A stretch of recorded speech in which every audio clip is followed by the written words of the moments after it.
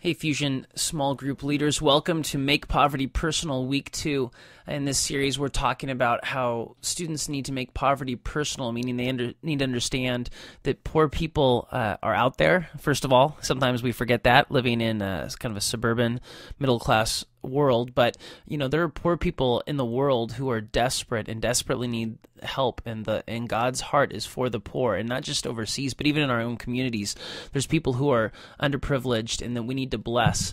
And this week we're talking about God has blessed you in order to be a blessing to others. That's sort of the big idea, and it comes from Genesis 12, 1 through 3. So I definitely would encourage you to read Genesis 12, 1 through 3. Think about that the big idea that I want us to take home from that for this week is that God blessed Abraham so that he would bless other people, and as Christians, we are the children of Abraham, as I referenced the song in the video, and that God has blessed us. He's given us stuff, our time, talents, and treasure specifically in order to bless other people.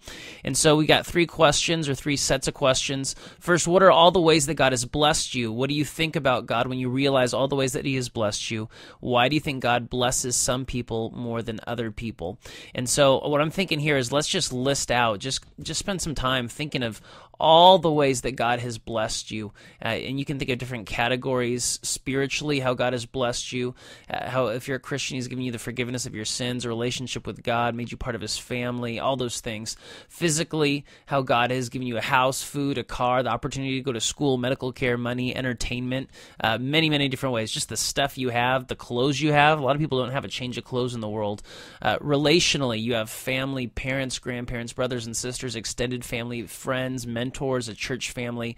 God has just blessed us all so tremendously, and I think it's great to think about that and to talk about that. James 1:17 says, every good gift is from God, every good and perfect gift. And talk about, what's our response to God when you realize how he's blessed you, and it should be gratitude and love and humility, and recognizing that not everyone is blessed as we are, and that's an opportunity for us to bless others as we have been blessed.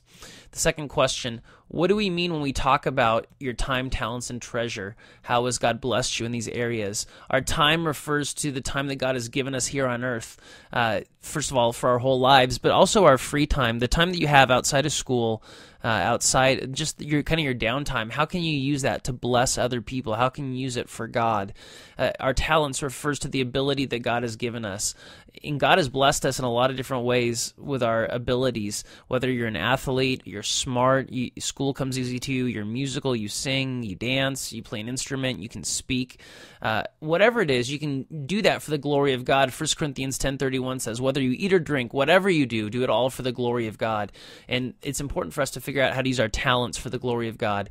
And then our treasure, how do we use our money, how do we use our stuff for the glory of God? And I think even at a young age, it's important to begin to realize that God has given us stuff, God has blessed us in order to bless other people, and we should start to use our money to help those in need, especially the poor.